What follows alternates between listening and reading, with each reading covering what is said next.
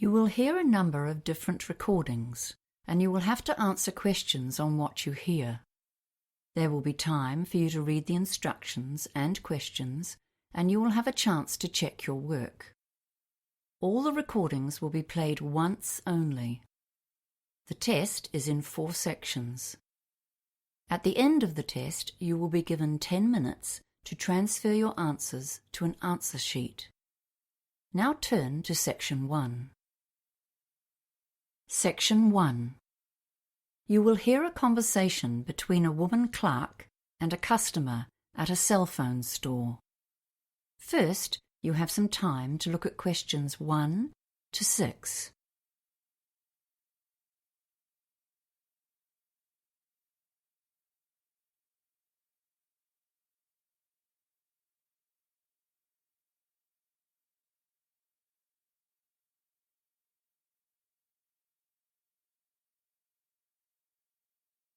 You will see that there is an example that has been done for you. On this occasion only, the conversation relating to this example will be played first. Good morning. What can I help you with today? Well, I've just moved here, and I need to get a new cell phone number. Okay, we've got both prepaid plans and 24-month contract plans. The woman clerk says there are 24-month contract plans. So contract plans has been written in the space. Now we shall begin. You should answer the questions as you listen, because you will not hear the recording a second time. Listen carefully and answer questions 1 to 6. Good morning. What can I help you with today? Well, I've just moved here, and I need to get a new cell phone number. Okay, we've got both prepaid plans and 24-month contract plans. I'll only be here for a year, so I think a prepaid plan is better. Can you tell me something about those? Of course. We've got a number of different plans. But first of all, I should just mention that none of them come with handsets. You'll just be buying a SIM card, and you can replace the one in your old phone. Yes, that's perfect. So how much are the SIM cards? Well, the expense isn't really in the card. To use it, you'll need to set up a plan, and that can range from just over $10 a month upwards. The card itself is just $2, and that gives you about 15 minutes of local calls. Okay, I knew I'd need a new plan from you guys, but I don't have much money at the moment. Can you tell me about the cheaper plans? Yes. Our least expensive is the minimal plan. That's only $12 a month. That's good. But it's for someone who doesn't use their phone very much. You only get 40 minutes a month of talking time. Ah. How about internet access with that one? No, sorry, that's not included. No, that plan's not for me. I'll definitely need to go online. For browsing the net? Or for things like Facebook and WeChat? Mostly social media. It's how I keep in touch with people back home. Well, we do have what we call a social plan. That might really suit you. You get unlimited data on social media websites. That sounds great. How much is that one? That's $40 a month. But you get 200 minutes of talking time, 500 texts, and 2 gigabytes of data, which is about 15 hours of watching videos and thousands of photo uploads. Well, I do upload lots of photos for my friends back home, so that's fine. But I'm worried that I'll need more text than that. Do you have any plans with unlimited texting? Well, there is one other plan. On that one, you choose 5 people or 5 phone numbers, and you can talk to or text them as much as you want. That's called the Friends and Family plan. Okay, that sounds like the one for me. What's the catch? Well, it's not exactly cheap. That plan costs $70 a month, but it does come with 3 gigabytes and unlimited texts, as well as your 5 designated people. That's a bit too pricey for me, but I do like it. Can I choose a cheaper plan now and change after I find a job? Oh yes, you can just come in and let us know whenever you like. It's also possible to log into our website and manage your account yourself online. Before you hear the rest of the conversation, you have some time to look at questions 7 to 10.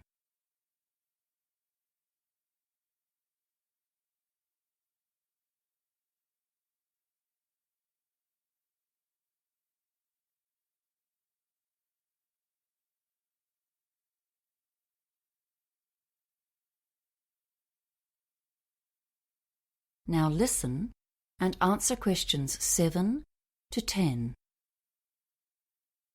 Okay. I think the social media plan is the best option for the time being.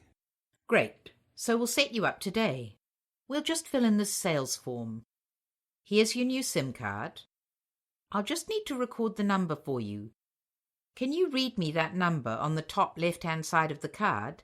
It's your new phone number. Yes. It's 047 877 9233. Okay, I got it. So remember, that's your new number, so you should write it down as well so you can inform your contacts. Hold on to this package that the SIM comes in. There's information on that about how to contact us, just in case your phone gets lost or something like that. Oh, yes, that's important. So next, I'll need your name. Sure. It's Stephen. That's Stephen with a V. And my surname is Conway. That's Conway. Okay, that's cool. And your address, please? Well, at the moment, I'm living in temporary accommodation. Once I've found work, I'll be moving to a different place. Do you think that matters? Well, not really for now. But please let us know when you get a permanent address, okay? Yes, fine. So I'll give you my current address for now, then. It's 375 Thompson Avenue. Is that spelled Thompson? Yes, that's right. It's in Green Park. Ah, yes, okay. So the total for today is $42.50. That's the SIM card and the first month's plan. So just to confirm, I'll be able to get the SIM card today and start using it immediately? Yep, you've got the SIM card already. Oh, yeah, right, sorry. Now let me see if I have enough cash. 10, 20, 30. No, it doesn't look like I have enough. I guess I'll have to put it on my credit card. Here you are. No problem. Just a moment. So just sign here, please. Now, do you want help putting the SIM card into your phone? That is the end of section 1. You now have half a minute to check your answers.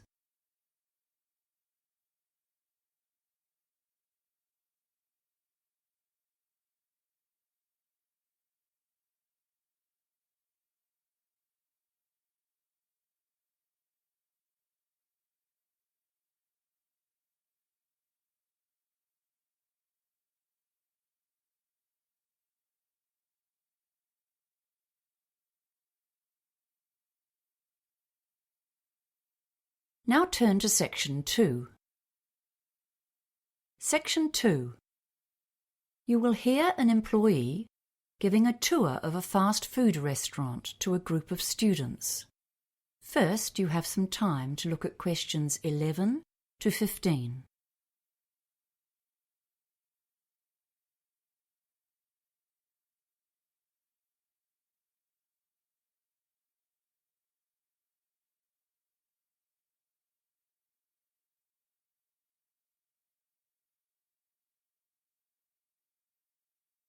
Now listen carefully and answer questions 11 to 15. Good afternoon, everyone. Can you all hear me? Good.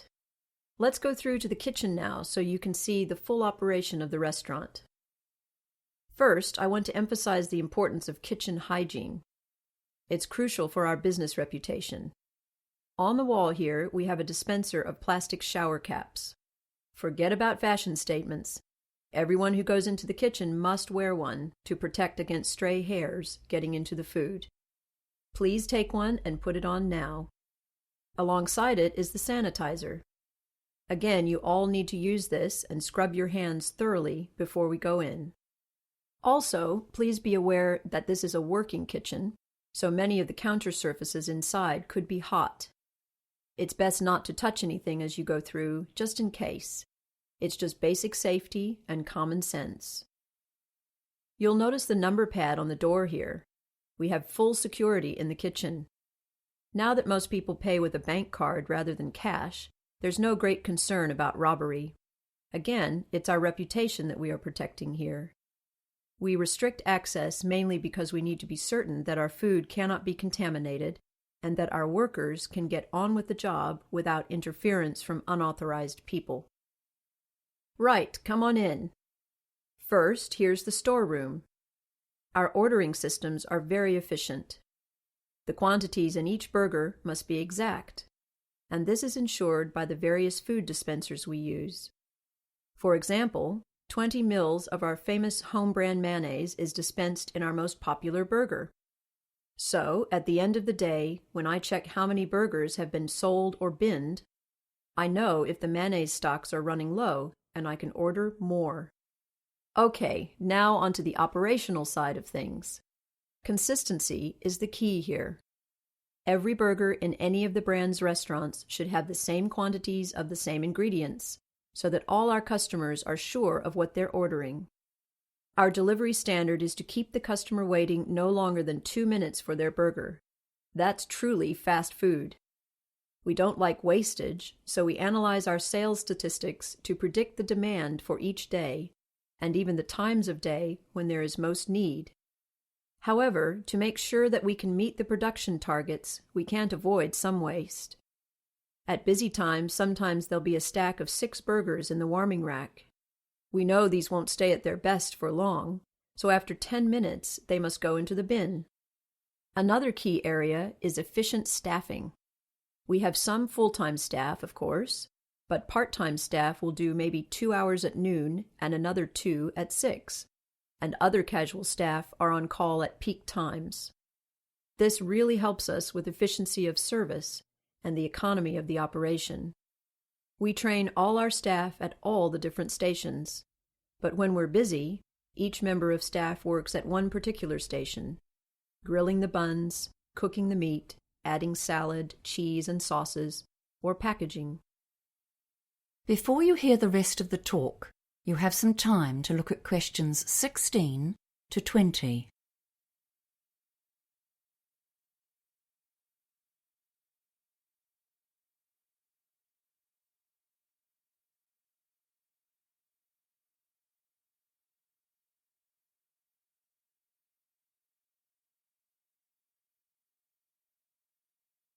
Now listen and answer questions 16 to 20.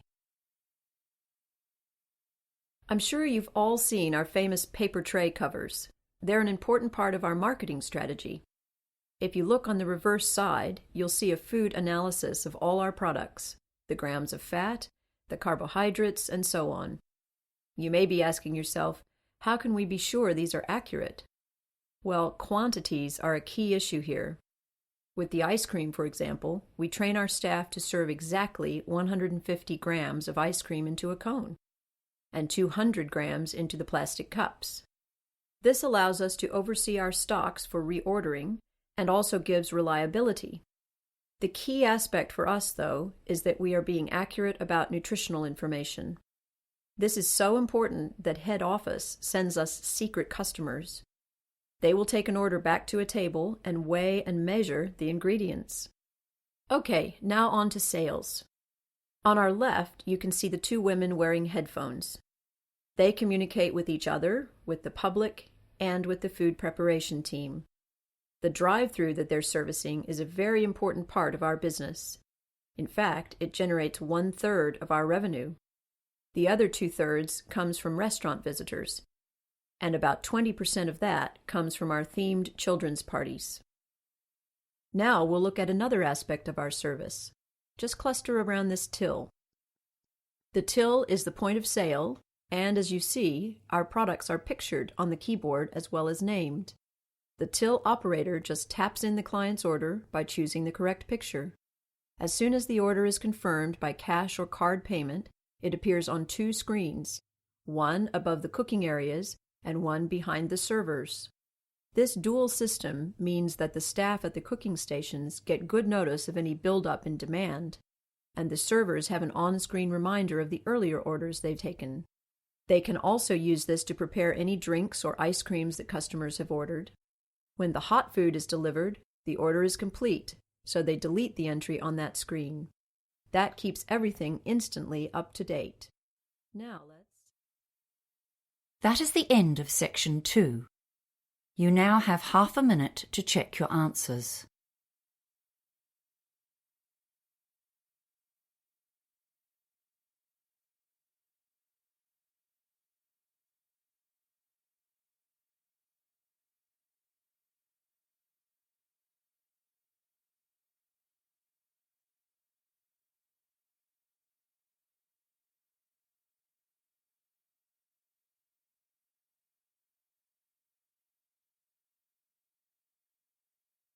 Now turn to Section 3.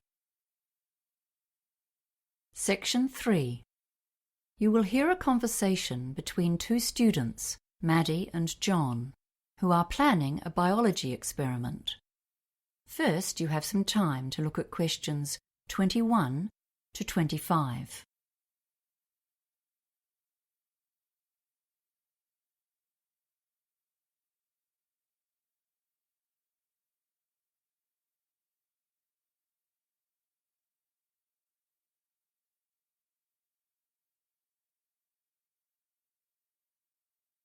Now listen carefully and answer questions 21 to 25. Okay, John. We're studying the crabs on the local beaches, right? Yep. And we've got this form to fill in. So, our idea is that we find out if there's any impact from people using the beach. And the rubbish they leave. And there's other rubbish too, like from passing boats. Oh, right. So our experimental hypothesis is that people's use of the beach impacts on the crabs living in the sand. To include everything, we probably need to write down human activity. Fair enough. I agree. Okay, so what are we including as our variables? Of course, the first one has to be the overall number of visitors to the beach, right? Yeah. On the form, I'll call that visitor numbers. Okay. And then another one is time of day. Yeah. I think Mr. Ben said we need to look at the beach when it's busy in the daytime, when people are running around. Those four-wheel bikes are charging up and down, so the noise levels are really high. Yeah. And again at night when it's quiet. Okay, fine. And I was wondering... What? What if some of the rubbish and food that people leave round is actually tasty for the crabs? Good thinking. So another variable is whether people actually feed the crabs without meaning to. How can we phrase that? People feeding the crabs? No, that won't do. They're not doing it on purpose. How about, food left on the beach? Yes, okay, but can we make that shorter? How about edible rubbish? Yes, good. So we need to have several beaches, don't we? You know, at least one that's hard for people to get to, that has almost no rubbish, and others with more visitors. Yes, that's right. Though, of course, there'll still be floating stuff from the sea on all the beaches and pollution from the passing boats, won't there? True. I guess we have to take those as constants. Well, we have 3 beaches to work with. The first one is the busy beach right in the town alongside the promenade. That'll be perfect for the high-use one. Right. Then there's the little bay around the corner that you can only reach on foot by going over the hill. So I guess not so many people visit that one. No, but some do. It's quite popular in summer for picnics. Yeah, so it gets a little use, but not that much. And do we have one where no one goes, as a control? Well, Mr. Ben has asked a farmer to let us go across his land to another one the public never gets to. Ah, right, I remember. It's called Sandy Point, isn't it? Yeah, that's right. Before you hear the rest of the conversation, you have some time to look at questions 26 to 30.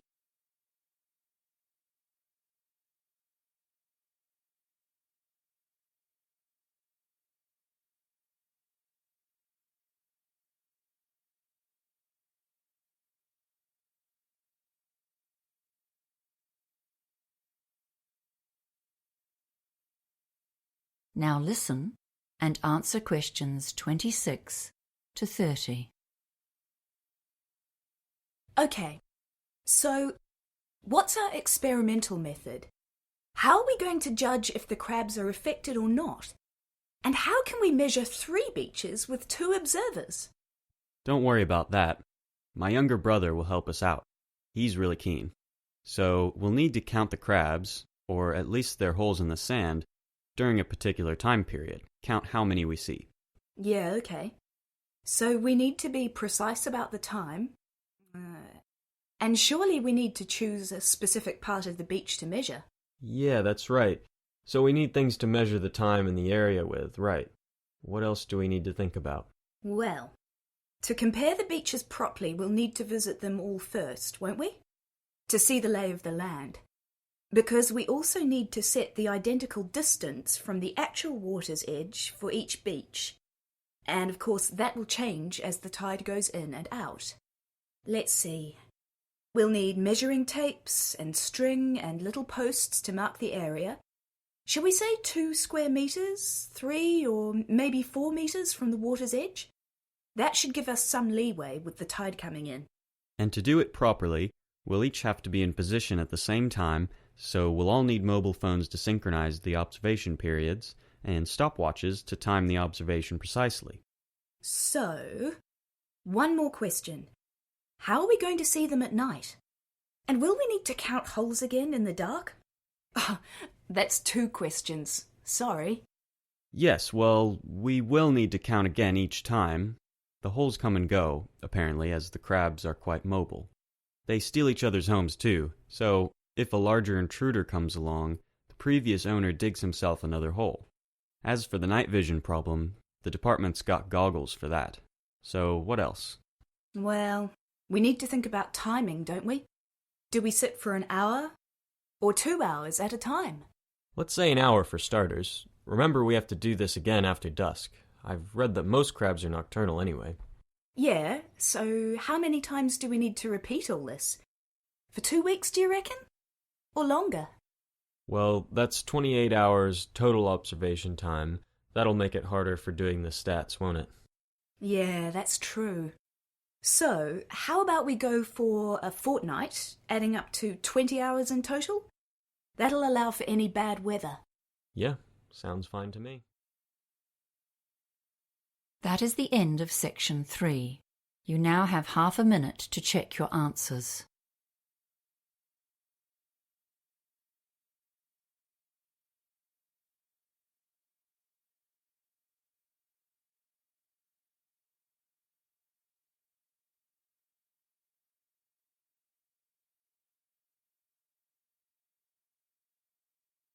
Now turn to section 4. Section 4.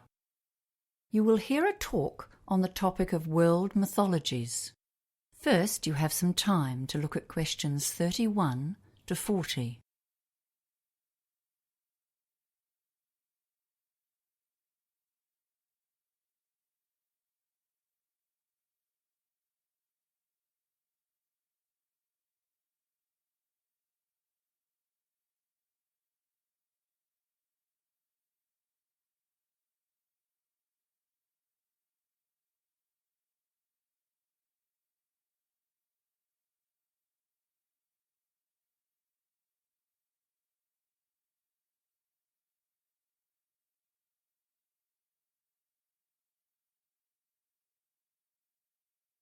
Now listen carefully and answer questions 31 to 40.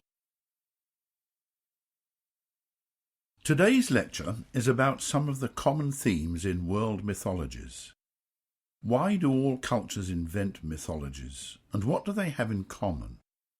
Well, firstly, these stories provide explanations for the questions we all ask. How was the universe created? Where does the sun come from? What are the stars? A mythology is not the same as a religious doctrine, but nevertheless, most mythologies describe the creation of the world and how it was populated with people and animals.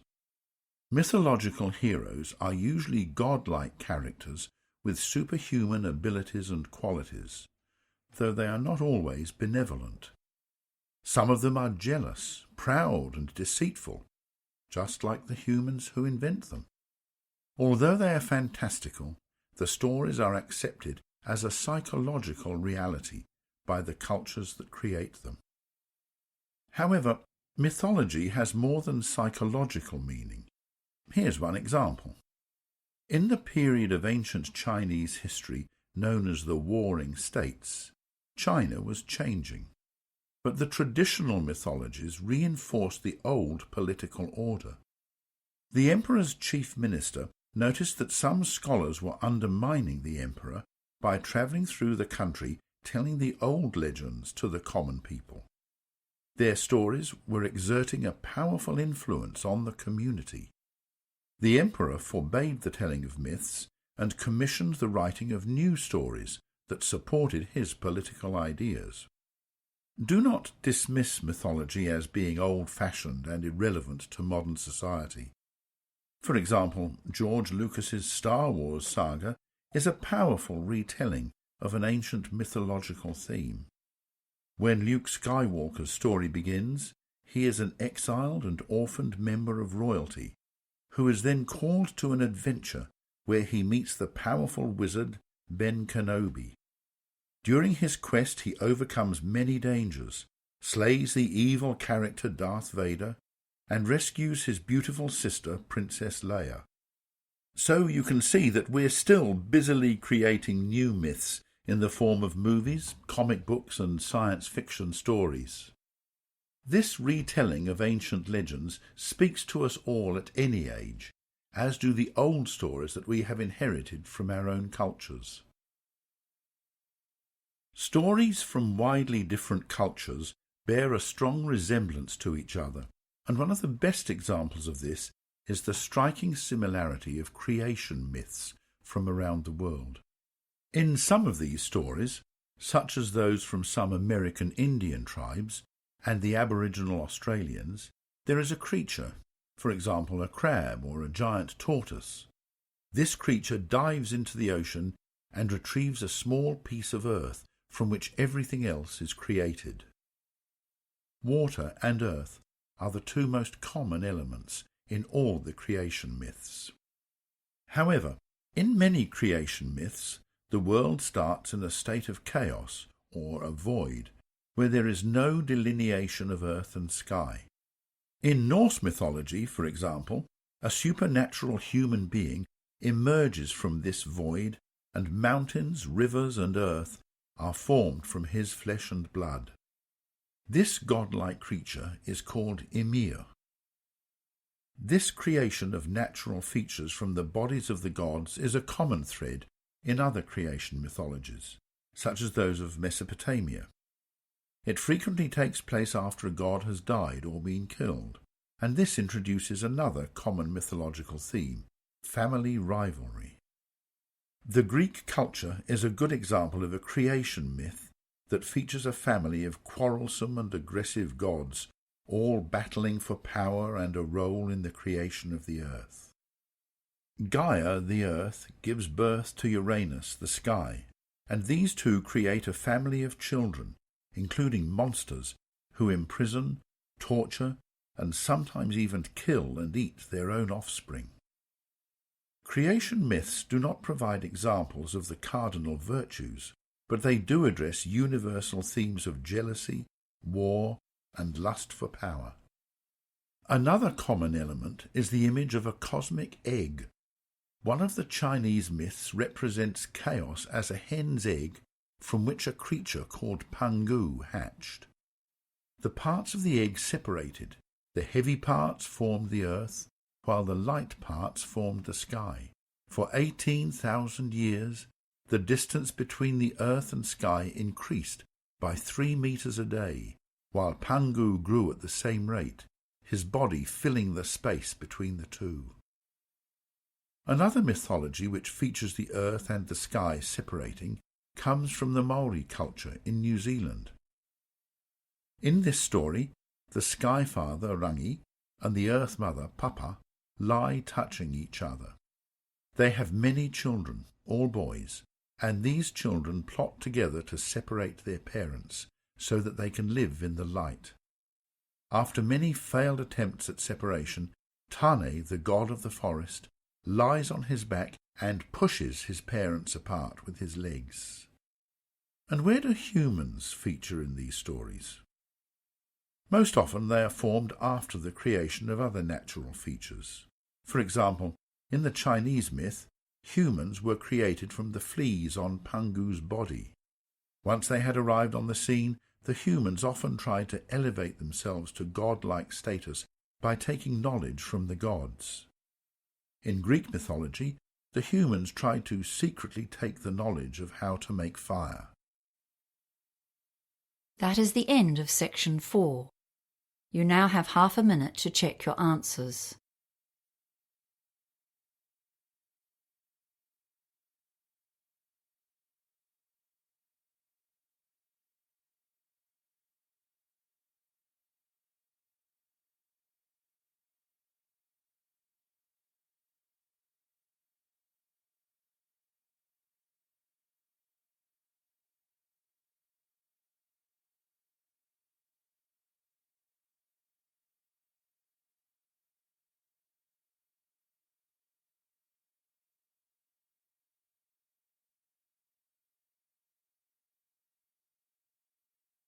That is the end of the listening test.